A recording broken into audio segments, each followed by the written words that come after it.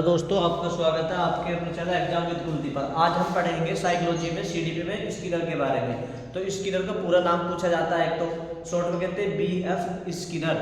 तो बी से हो गया बुहास, एफ से हो गया फेडरिक और स्किनर का नाम स्किनर। तो बुहास फेडरिक स्किनर और बुहास जो स्किनर थे तो शॉर्ट में इसको बीएफ कहते हैं, है ना, बीएफ स्किनर। और बीएफ स्किनर कहाँ के निवासी थे? तो अमेरिका के।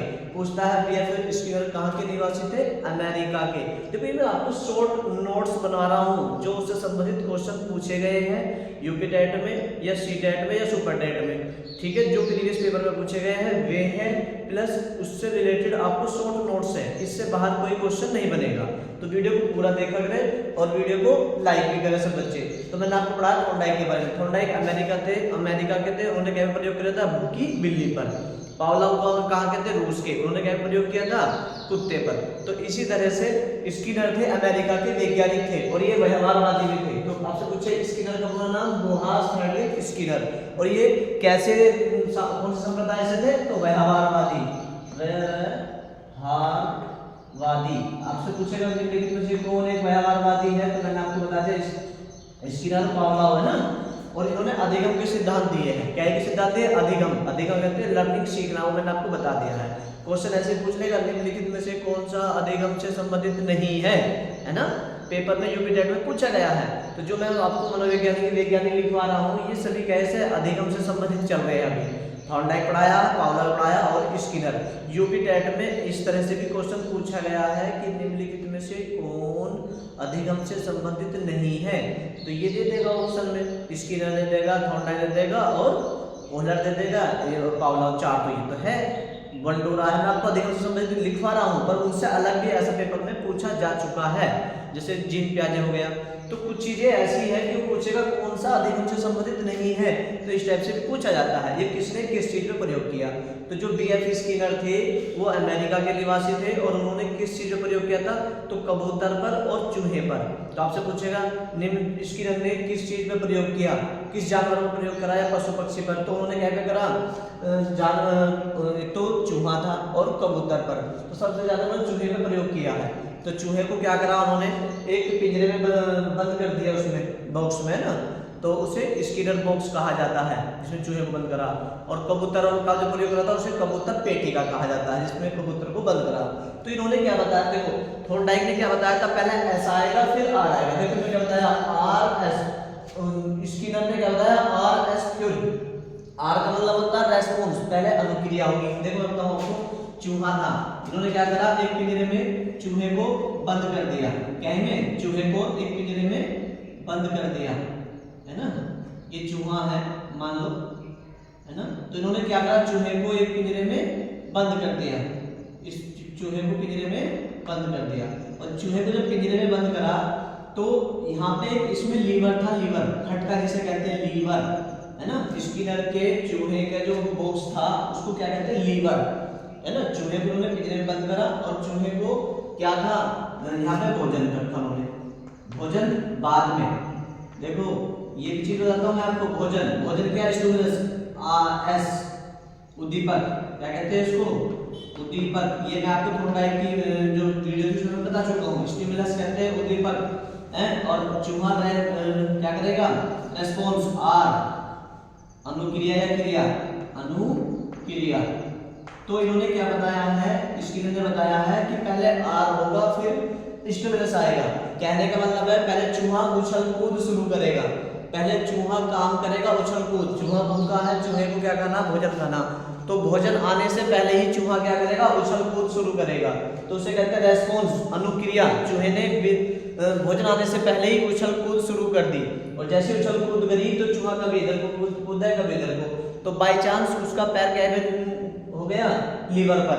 तो चूहे को पता लगा कि हाँ लीवर दबाना है ये और ये खुल जाएगा, मैं भोजन प्राप्त करूंगा।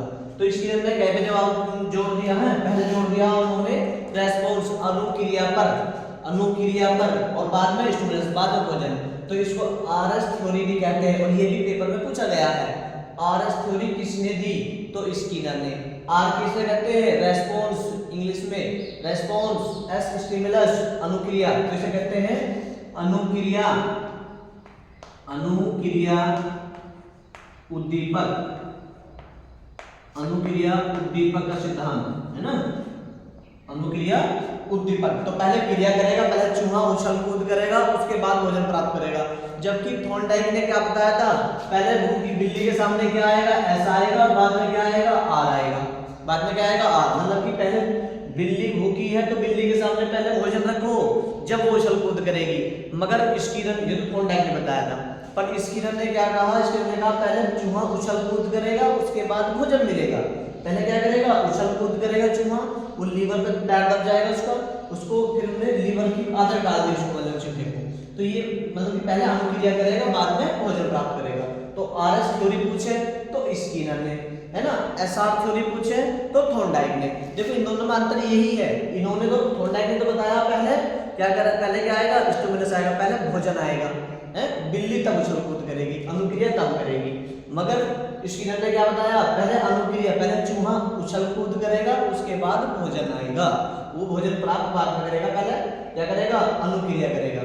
तो चूहा पहले उछल कूद करेगा, चूहा यहाँ से यहाँ कूदेगा, फिर यहाँ कूदेगा, फिर बाद में जाके एक बार कई बार प्रयास करने के बाद में क्या करेगा, वो खटके पर या लीवर पर पैर लग जाएगा, तो इससे वो कूद जाएगा, फिर वो भोजन खा लेगा, है ना। तो पहले अनुक्रिया करेगा चूहा, और उसके बाद क्या मिलेगा, भोजन, स्टिमुलस, उद्दीपक। तो इसे अनुक्रिया उद्दीपक का सिद्धांत भी कहा जाता है। पेपर में पूछा गया, आरएस थ्योरी किसने दी, तो स्कीनर ने। एसआर थ्योरी किसने दी, थॉर्नडाइक ने। ये भी पेपर में पूछा जाता है, ठीक है, इसे जो ध्यान रखना। एसआर मतलब कि स्टिमुलस, उद्दीपक, आर रेस्पॉन्स, अनुक्रिया। पहले भोजन आएगा, पहले मृत मछली आई, उसके बाद भूखी बिल्ली ने किसको खाया, मछली को, मांस को खाया। मगर यहाँ क्या हुआ, पहले चूहा उछल कूद करेगा, तब वो बाहर निकलेगा, तब जाकर उसको वो खाएगा, ठीक है। तो ये चीज भी आपको ध्यान रखनी है, एसआर थ्योरी या आरएस थ्योरी। देखो स्कीनर ने कौन सा सिद्धांत दिया, आरएस थ्योरी, उद्दीपक अनुक्रिया का सिद्धांत, ठीक है। अब यहाँ पूछा जाता है कहाँ के निवासी थे, अमेरिका के। देखो इनकी पुस्तक बहुत बार पूछी गई है, ये सुपर टैट में भी पूछी गई है, ये पुस्तक इनकी सुपर टैट में भी और यूपी टैट में भी पुस्तक भी पूछी जाती है। मिलान करने में कहने निम्नलिखित में से कौन सही पुस्तक का मिलान, किसकी पुस्तक का सही मिलान नहीं है। एक तरफ दे देगा लेखक और एक तरफ दे देगा मनोवैज्ञानिक, और एक तरफ उनकी पुस्तक दे देगा। तो सही करके दे देगा या कह देगा कौन सही मिलान करो, ऐसे दे देगा। तो पुस्तक भी पूछी जाती है। तो स्कीनर ने कौन सी पुस्तक लिखी है, the behaviour of organism, the behaviour of organism. ये पुस्तक इंपॉर्टेंट है, ध्यान रखना। सुपर टैट में भी ये पुस्तक पूछी जा चुकी है, ठीक है।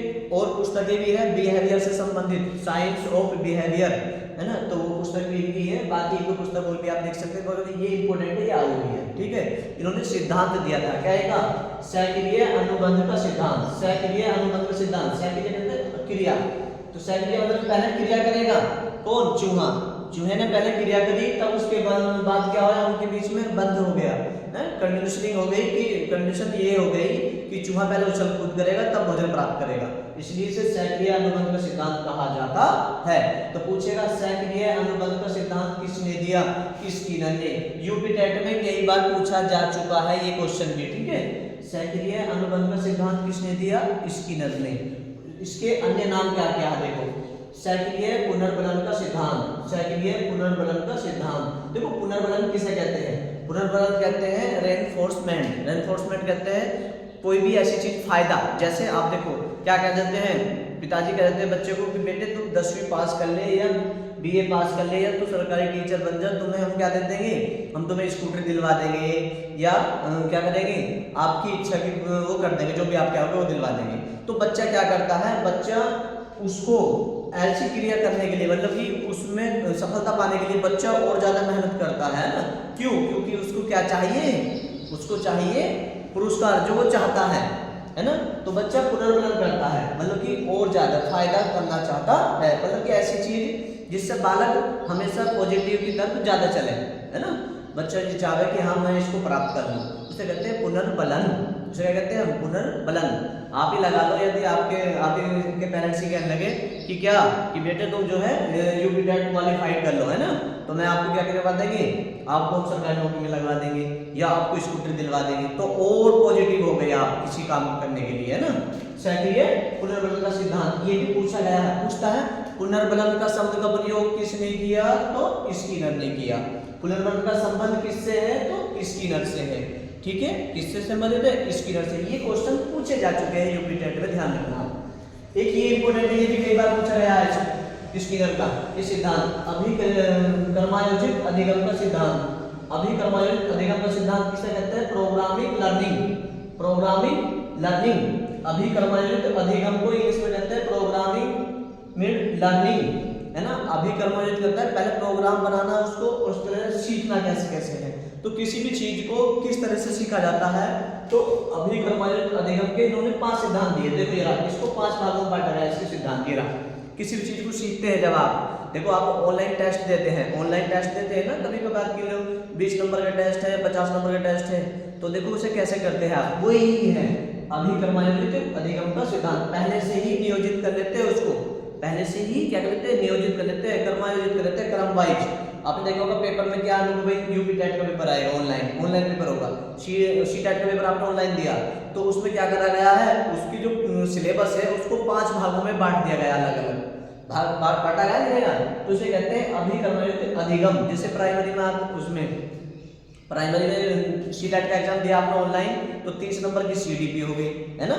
दूसरा 30 नंबर की हिंदी हो गई, फिर गणित हो गया, पर्यावरण हो गया, 4 हो गए, 5वें में आपकी सेकंड लैंग्वेज होगी। तो उनको अलग अलग भागों में बांट दिया गया, उसको कहते हैं कर्मायोजित अधिगम का सिद्धांत। सीखने के लिए आपको उनको अलग अलग भागों में बांट देना। 5 सिद्धांत बताए, इसके कितने सिद्धांत है? 5। तो देखो 5 ये विषय वस्तु को छोटे छोटे खंडों में बांटने का सिद्धांत। कोई भी चीज है, जैसे साइकोलॉजी है, बाल विकास है, सीटी आपकी यूपी टेट में ही है, तो किताब तो बहुत सारी है यहाँ पे, पर उसको क्या कर दिया गया, उसको विषय वस्तु को छोटे छोटे खंडों में बांट दिया गया। आपको उसको खंडों में बांट दिया गया कि अधिगम के सिद्धांत से क्वेश्चन आएगा। अधिगम के सिद्धांत बहुत बड़ी किताब मिलेगी आपको, अलग अलग किताबें मिलेगी, मगर उसको क्या कर दिया, एक निश्चित सिलेबस बांट दिया गया कि ये छोटे छोटे खंडों में बांट देना। तो विषय वस्तु को छोटे छोटे खंडों में बांट देना, पहला सिद्धांत। दूसरा सक्रिय भागीदारी। जब आप ऑनलाइन टेस्ट देते हो तो आप क्या होते हैं, आप उसमें सक्रिय अपना आप भागीदार होते हैं। वहाँ आपके पेपर को करने वाला टीचर नहीं होता, आप कंप्यूटर पे टेस्ट करते हो, पेपर पे मोबाइल में टेस्ट करते हो। मान लो आपने मोबाइल में कोई भी क्वेश्चन का पेपर निकाल लिया, कोई भी टेस्ट निकाल लिया, मौखिक टेस्ट, उस पर देखते हैं आप कंप्यूटर पे या मोबाइल पे, कोई भी ऑनलाइन टेस्ट देते हो सीबीटी मोड में। तो जब आप उस मोड में पेपर को देते हैं तो उस पेपर में सबसे पहले क्या होता है, उसको पेपर को अलग अलग खंडों में बांटा जाता है। बांटा जाता है या नहीं? आपने सोचा कि 100 क्वेश्चन है तो 100 क्वेश्चन में अलग अलग खंडों में भी 15 मैथ के होंगे, 20 इतने होंगे, हिंदी के होंगे, अलग अलग पेपर का अलग अलग पैटर्न होता है। जैसे आपका यूपी टेट में ही है, तो ऑनलाइन यदि पेपर होने लगे तो 30 नंबर की सीडीपी बैठ गई, 30 नंबर की हिंदी हो गई, 30 नंबर का मैथ हो गया, इस तरह से अलग अलग खंडों में बटा होगा। तो हो गया विषय वस्तु को छोटे छोटे खंडों में बांट देना, अलग अलग उनको। फिर आया सक्रिय भागीदारी, उसमें आपकी ही भागीदारी का सिद्धांत है। सक्रिय भागीदारी का सिद्धांत कहते हैं कि उस पेपर को कराने के लिए, उस पेपर को करने के लिए, उस पेपर को करने के लिए आपको कोई टीचर तो वहां उपलब्ध नहीं है कि आप टीचर आके तुम्हारे पेपर को करेगा, आप खुद उसमें क्या करेंगे, ओके करेंगे कि भाई ये वाला आंसर नहीं, ये है। ऑनलाइन में क्लिक करते हैं ना, नेक्स्ट कर देते हैं उसको। फिर अपनी गति से सीखना। कोई भी चीज आप सीखोगे, उसे ऑनलाइन में करोगे तो आप क्या करोगे, अरे यार ये तो मेरा सिलेबस, मेरे तो ये याद नहीं है, दूसरा याद है, उसे तो मैं बहुत जल्दी कर लूंगा, और दूसरा मेरे को नहीं होगा। जैसे मैथ में बहुत कम होता है लड़कियों का अधिकांश, है ना, तो वो मैथ को छोड़ना चाहते हैं कि अवॉइड कर दो इसको, है ना। तो तुम सोचते हो कि क्या सोचते हैं कि हमारा पहले हिंदी आ जा या सीडीपी आ जा, हम पहले उसको करेंगे। तो वो है अपनी गति से सीखना। और स्व परीक्षण, जब आप पेपर को कर देते हो, इतना करने के बाद आप स्व परीक्षण कर लेते हैं, आप तुरंत ही उसको सबमिट करेंगे, और सबमिट करने के बाद आपने परीक्षण कर लिया, उसमें तुरंत आ जा कंप्यूटर पे या फोन पे कि इतने सही है, इतने गलत है, इतने क्वेश्चन सही हुए, इतने गलत हुए, तुरंत मार्क्स दिखा देता है ना। मोबाइल में टेस्ट करते हो आप या कंप्यूटर पे सीबीटी मोड पे, परीक्षा एग्जाम में जो आप टेस्ट देते हो मोबाइल पर अपने, तो उसमें स्व परीक्षण हो जाता है। स्व परीक्षण का सिद्धांत हो गया। और तुरंत प्रतिपुष्टि, तुरंत ही आपको फीडबैक मिल जाती है। प्रतिपुष्टि का होता है फीडबैक, इमीडिएटली क्या होता है, आपको फीडबैक मिल जाती है। कैसे कि आप जब कोई चीज सीख रहे हो, मतलब कि आपने टेस्ट दिया, सबमिट करा, तुरंत ही आपको प्रतिपुष्टि मिल जाएगी, फीडबैक, क्या आपकी इतनी यहाँ गलत हुए और यहाँ सही, यहाँ आपको सही करना पड़ेगा, तो उसकी तैयारी करनी पड़ेगी। ये हो गया आपका अभिकर्मायोजित अधिगम का सिद्धांत। ये तो मैंने डीपली से लिखवा लिया क्योंकि यहाँ से भी पूछ सकता है। इनका क्रम पूछ ले, क्या पता वो पूछ ले अभिकर्मायोजित अधिगम के सिद्धांत का सही क्रम कौन सा है या कौन सा नहीं है उसका, ऐसे पूछ लेता है। तो ये क्वेश्चन भी कई बार पूछा गया है। और ये भी। सक्रिय पुनर्वितरण का सिद्धांत किसने दिया? स्किनर ने। अभिकर्मजोत अधिगम का सिद्धांत किसने दिया? स्किनर ने। तीसरा श्रृंखला अधिगम का सिद्धांत। श्रृंखला अधिगम का सिद्धांत, श्रृंखला कहते हैं सीरीज, है ना। तो कैसे? अधिगम लर्निंग, धीरे धीरे सीखते हैं एक सीरीज में। जैसे चूहा था, चूहे ने क्या करा? पहले चूहा यहाँ से निकला और यहाँ से निकल के यहाँ कूद लगे, फिर यहाँ से यहाँ कूद लगे, फिर यहाँ लगे एंड में। तो चूहे ने क्या करा? पहले एक स्टेप को पार करा, फिर दूसरे को, फिर तीसरे को। तो जब आप कोई चीज सीखते हो या आप अभी भी यूपी टेट में का एग्जाम दे रहे हो, तो पहला फर्स्ट स्टेप क्या है कि आप 10th क्लास पास कर गए, है ना, फिर 12th कर गए, फिर बीए, या आपने डायरेक्ट कहीं कहीं पे क्या होता है, किसी किसी जिले में क्या होता है कि डायरेक्ट इंटर से भी, या किसी राज्य में होता है इंटर से भी बीटीसी होती है। तो आपने बीटीसी या डीएलएड किया, है ना, डीएलएड, आपने डीएलएड किया या बीएड किया। तो आपने एक स्टेप को फॉलो किया, एक के बाद दूसरा, दूसरे के बाद तीसरा, तीसरे के बाद चौथा, फिर आप यूपी टेट दे रहे हो, है ना, फिर सुपर टेट होगा। तो एक स्टेप के बाद तो आप सीख रहे हो उस चीज को कि हाँ हम टीचर ऐसे बनेंगे, उसे कहते हैं श्रृंखला अधिगम का सिद्धांत। चौथा नैमित्तिक अनुबंध का सिद्धांत। तो नैमित्तिक अनुबंध का सिद्धांत भी कहा जाता है और ये भी पूछा गया है यूपी टेट में 2020 के पेपर 2019-20 में पेपर में आया था, ठीक है, या तो प्राइमरी में आया या अपना प्राइमरी में। तो पूछा था नैमित्तिक अनुबंध का सिद्धांत किसने दिया? तो स्किनर ने दिया है। आरएस थ्योरी मैंने आपको समझा दी। तो ये इसके सिद्धांत हो गए स्किनर के। स्किनर से संबंधित आपको यही बातें याद रखनी है। स्किनर का पूरा नाम बोहास फ्रेडरिक स्किनर। स्किनर कहाँ के निवासी थे? अमेरिका के निवासी थे और ये वैज्ञानिक थे, है ना, और व्यवहारवादी थे। इन्होंने कौन सी पुस्तक लिखी है? द बिहेवियर ऑफ ऑर्गेनिज्म, याद होनी चाहिए। इनके सिद्धांत का नाम सक्रिय अनुबंध का सिद्धांत, सक्रिय पुनर्वलन का सिद्धांत। पूछेगा सक्रिय पुनर्वलन का सिद्धांत किसने दिया? तो बीएफ स्किनर ने दिया। बहुत बार पूछा गया है यूपी टेट में, ये क्वेश्चन ध्यान रखना, ये और ये, ठीक है, और एक बार ये भी पूछा जा चुका आपका। तो श्रृंखला अधिगम का सिद्धांत, अभिकर्मजोत अधिगम का सिद्धांत, नैमित्तिक का सिद्धांत और आरएस थ्योरी। आरएस थ्योरी किसने दी? स्किनर ने। और एसआर थ्योरी पूछे तो थॉर्नडाइक ने। इसको उल्टा पूछ रहे यदि वो एसआर, एस का स्टिमुलस उद्दीपक और आर थ्योरी, मैंने कहा एसआर थ्योरी पूछे तो एस तो स्टिमुलस पहले भोजन होगा, बाद में बिल्ली ने उछल कूद शुरू करी, काम काज में करा, तो ये तो थॉर्नडाइक का है। और आर एस पहले अनुक्रिया होगी, उसके बाद क्या होगी? उसके बाद भोजन होगा। तो पहले अनुक्रिया फिर उद्दीपक, तो अनुक्रिया उद्दीपक का सिद्धांत दिया। आरएस थ्योरी किसने दी? स्किनर ने। एसआर और आरएस में कंफ्यूजन मत होना, यदि आरएस पूछे तो स्किनर, एसआर पूछे तो थॉर्नडाइक ने, ठीक है। ये थॉर्नडाइक के बारे में इतना था। देखो भाई पुनर्वलन, पुनर्वलन मैंने आपको बताया था कि दो प्रकार का होता है, पॉजिटिव पुनर्वलन और नेगेटिव। पॉजिटिव कहते हैं सकारात्मक, सकारात्मक किसे कहते हैं? जैसे आपको मैंने अभी बताया था, पुनर्वलन का मतलब है किसी भी कार्य को करने के लिए आपको इच्छुक होना, है ना। पॉजिटिव पुनर्वलन किसे कहेंगे? ऐसा अवांछित कार्य है जिसको आपको करने में और भी ज्यादा बढ़ावा मिले, फायदा मिले, इसका पासवर्ड ही फायदा है ना, लाभ। जैसे आप, मैंने बताया अभी पापा ने आपको क्या कहा कि बेटे आप क्या करें, आप 10वीं पास करें या यूपी टेट पास करें तो मैं आपको क्या दिला दूंगा? स्कूटर दिलवा दूंगा या बाइक दिलवा दूंगा, बुलेट दिलवा दूंगा। तो क्या करेंगे बच्चे? बच्चे अपनी मेहनत करेंगे और भी बढ़ावा मिल गया, उसको फायदा मिल गया कि अरे यार मेरे तो रेनफोर्समेंट हो, अच्छा पॉजिटिव रेनफोर्समेंट हो गया, सकारात्मक, अरे यार मुझे तो ये भी लेना है तो मैं तो उसको जरूर करूंगा, तो वो और ज्यादा मेहनत करेगा, उसे कहते हैं पॉजिटिव रेनफोर्समेंट, है ना। और नेगेटिव किसे कहते हैं? ऐसा अवांछित कार्य है जिसको बीच में से मतलब कि लक्ष्य के बीच में कोई ना कोई अवांछित तत्व आ जाता है। जैसे एक बच्चा है, बच्चा क्या है? छोटा सा बच्चा है और वो क्या कर रहा है? रो रहा है। मान लो ये बच्चा है यहाँ और बच्चा रो रहा है, बच्चे को भूख लग रही है, क्या लग रही है बच्चे को? भूख, उसको दूध पीना है माँ का। तो माँ जी यहाँ पे है, उनकी माता जी है ना बच्चे की, और वो क्या कर रही है? वो कपड़े धो रही है या कोई भी घर का काम कर रही है। तो यहाँ से कपड़े, बच्चे को दूध कहाँ से मिलेगा? माँ से। पर माँ क्या काम कर रही है? कपड़े धो रही है। क्या धो रही है? कपड़े धो रही है। तो माँ क्या करेगी? बच्चे को दूध पिलाने, बच्चा क्या चाहता है कि वो कपड़े को हटा दे। माँ, छोटा सा बच्चा होता है वो जाता है, तो वो माँ देखते होंगे आप माँ काम कर रही हो तो माँ को उठाता है, रोता हुआ उठाता है, उठो मुझे दूध पिलाओ। तो ये जो अवांछित कार्य है, कपड़े धोना, रोटी बनाना, बीच में माँ कर रही है और बच्चा रो रहा उधर, बच्चा भूखा है, बच्चे को पीना है दूध, तो क्या करेगा बच्चा, बच्चा जाएगा और उस चीज से माँ के हाथ को हटाएगा, है ना, कि इसको छोड़ो मुझे दूध पिलाओ। करते हैं ना छोटे छोटे बच्चे ऐसे ही। एक और उदाहरण देता हूँ मैं आपको, आपने देखा होगा फिल्मों में देखा होगा आपने, कौन सा, बहुत सारे उदाहरण है फिल्मों में आप देखते होंगे। एक तरफ नायक होता है, नायक कहते हैं हीरो को,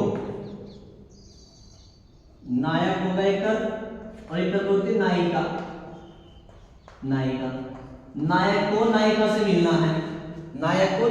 मिलना है, मगर क्या करते हैं, नायक को नायिका से मिलने को यहाँ पे बीच में अवांछित तत्व है। अवांछित तत्व कौन है, उस फिल्म का विलन, जो विलन होता है, विलन कौन है, या तो उसका पापा है कोई, या कोई भी और कोई यहाँ पे डकाया जाता है कोई ना कोई, कैसे जैसे अमरीशपुरी आ जाता है कहीं ना कहीं, या मामा ठाकुर है।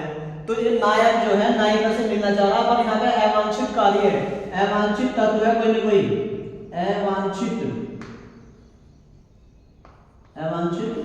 तत्व है कोई ना कोई, है या नहीं है। तो बच्चा कैसे, नायिका से कैसे मिलेगा, इस अवांछित तत्व को बीच में से हटा के तो मिलेगा, तो उसे कहते हैं नेगेटिव पुनर्बलन, ठीक है। उसके बीच में कोई ना कोई तत्व आ गया, अवांछित कार्य को हटा देना, तो ये भी आपको याद रखना है, ठीक है। थॉर्नडाइक से संबंधित इतनी बातें थी। और एक है इसके जो थॉर्नडाइक का है, इन्होंने प्रशिक्षण भी दिया है स्किनर ने, जो है स्किनर ने क्या कहा, इन्होंने प्रशिक्षण पुरस्कार के सिद्धांत, दंड के बारे में बताया है। पुरस्कार के भी 2 प्रकार बताए हैं, पुरस्कार 2 प्रकार के बताए और दंड भी 2 प्रकार के बताए हैं, ठीक है। तो जैसे पुरस्कार बताया, इसका तो पुरस्कार और दंड 2 प्रकार के कैसे उसको भी समझ लो आप। एक तो सकारात्मक बताया और एक नकारात्मक बताया। तो दंड का सिद्धांत भी दिया था उन्होंने, है ना, उसको भी मैं आपको बता देता हूँ। वीडियो को रोक के इसको एक बार जरूर देखें, आप इसको नोट कर ले, आप जो मैं पढ़ा रहा हूँ उससे बाहर कुछ नहीं आएगा। और जो चीज समझ में नहीं आती तो आप क्या करें, कमेंट कर दें और पूछ सकते हैं जो भी पूछना आपको। तो देखो हम किसके बारे में पढ़ रहे हैं, स्किनर के बारे में पढ़ रहे हैं ना। तो उन्होंने क्या बताया है, उसके दंड के बारे में। दंड भी 2 प्रकार के बताए उन्होंने, कैसे। नंबर 1 सकारात्मक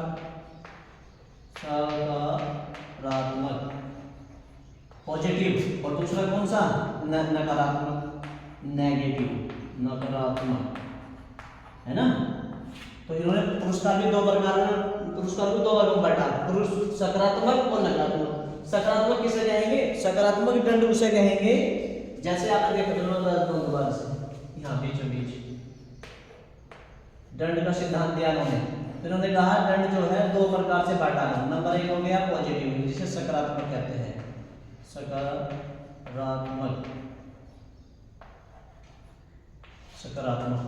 और एक हो गया नकारात्मक।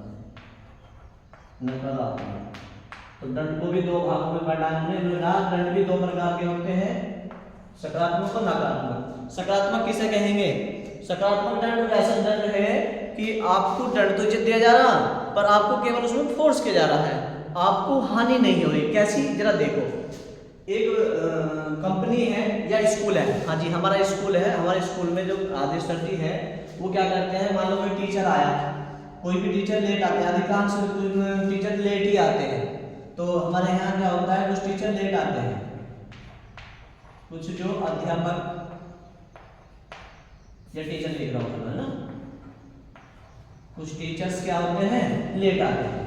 तो कुछ टीचर लेट से आए तो क्या करेंगे, आदेश सर क्या करेंगे, वो उनको सब टीचरों के सामने बुलाकर ऑफिस में सब टीचरों के सामने क्या कहेंगे, वो कहेंगे कि आप मैम लेट आते हो, सर आप लेट आते हो, क्यों आते हो, कहाँ रहे, कैसे रहे। डेली का काम उनका यही रहता है, मगर उनको क्या नहीं किया जाता, उनकी कुछ जो सैलरी है, उनका जो वेतन है, वो उसमें से उनको सैलरी नहीं काटते, उनका वेतन नहीं काटते। मान लो वे लेट आए हैं या एक दिन नहीं आए तो उनकी सैलरी नहीं काटी, तो उनको इस तरह की जो दंड दिया गया है, कैसे दंड, उनको मुंह जबानी बोल दिया गया है कि आप लेट आते हो, आपको सबके सामने उनको क्या कर दिया, तो वो क्या करेंगे, चुप, सॉरी सर हम गलती हो गई या लेट आए हैं, ऐसा है सर, आज ये काम था वो काम था। तो इन चीजों के लिए जब वो उनको फटकार लगाते हैं उसे कहते हैं सकारात्मक दंड, सकारात्मक दंड, ठीक है। सकारात्मक दंड उसको कहा जाता है जब कोई भी किसी काम को करता तो है पर उसको जो है धन संबंधी हानि ना हो, तो उसके वेतन ना काटा जाए, सैलरी ना काटी जाए, उसकी सैलरी उतनी ही, पर उनको क्या कर दी, सुना दी कि सबके सामने बेइज्जती सी कर दी एक तरह से, क्यों लेट आते हो, क्या करते हो घर पे, रोज रोज यही काम है आपका, है ना। तो वो होता है सकारात्मक दंड। एक होता है नकारात्मक दंड। नकारात्मक दंड किसे कहते हैं, ऐसा दंड जिसमें आपको क्या हो, बार बार उस चीज को करना पड़े। जैसे आपने देखा होगा, और हानि भी हो, कैसे, जैसे आपने देखा होगा कि एक बॉलर होता है, बॉलर, जब बॉलर बॉलिंग करता है, बॉलर ने बॉलिंग की तो उसकी नो बॉल, क्या हो गया, नो बॉल, तो बॉल फेंक दी उसने, उस बॉल को मानी भी नहीं गई कि ये बॉल काउंट हुई है, बॉल फेंक दी, और बॉल फेंकने के बाद बल्लेबाज को उस चीज का फायदा हुआ, मगर उसको तो क्या हुआ, नुकसान हुआ कि नो बॉल होगी। अब फिर क्या नुकसान हुआ उसे देखो, दोबारा से जब वो गेंद फेंकेगा तो वो उसकी बॉल काउंट होएगी, मगर उस पर वो आउट नहीं माना जाएगा, है ना। तो ये नकारात्मक दंड है, ठीक है। तो सकारात्मक और नकारात्मक दंड मैंने आपको बता दिया, और पुरस्कार भी दो प्रकार बताए इन्होंने, सकारात्मक और एक नकारात्मक, तो वो भी पॉजिटिव और नेगेटिव। तो स्किनर के बारे में पूरा कंप्लीट, इससे बाहर स्किनर से कुछ नहीं आएगा अलग। बाकी इसके बाद कोहलर के बारे में, है ना। बट सामाजिक अधिगम का सिद्धांत किसने दिया, तो बंडूरा, ये भी बहुत पूछा जाता है। देखो बंडूरा के बारे में बता दो, चलो मैं तुम्हें थोड़ा सा, ये क्वेश्चन भी पूछा जाता है, इसको भी नोट कर लेना। सामाजिक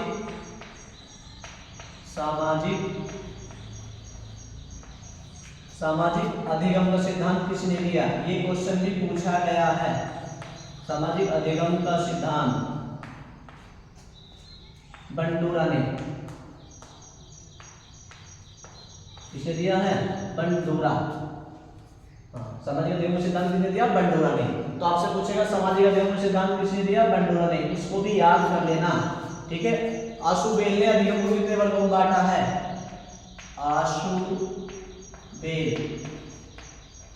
आशुबेल ने अधिगम कहते हैं लर्निंग, सीखना। आशुबेल ने अधिगम को, या अधिगम के 4 प्रकार बताए हैं। कितने प्रकार बताए हैं, 4 प्रकार बताए हैं, 4 प्रकार बताए हैं। तो ये क्वेश्चन भी पूछे जा चुके हैं यूपी टेट में और सुपर टेट में, तो सब बच्चे इनको नोट करें। सामाजिक अधिगम का सिद्धांत किसने दिया, सामाजिक अधिगम का सिद्धांत आपसे पूछेगा, सामाजिक अधिगम का सिद्धांत किसने दिया, तो बंडूरा ने। सामाजिक अधिगम का सिद्धांत किसने दिया, बंडूरा ने। आशुबेल ने अधिगम के कितने प्रकार बताए हैं, 4, ठीक है। इनको भी याद करना है। नंबर 1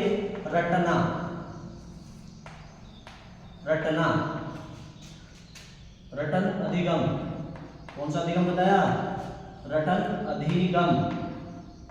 नंबर 2 अभिग्रहण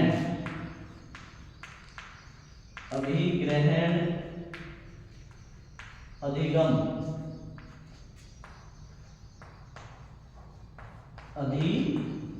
अभिग्रहण अधिगम, ठीक है। ये क्वेश्चन भी, और एक हो गया सार्थक अधिगम, और एक हो गया अन्वेषण, ठीक है। सार्थक अधिगम, ये क्वेश्चन भी पूछा जा चुका है आपके यूपी टेट में। और चौथा है आपका कौन सा, अन्वेषण अधिगम।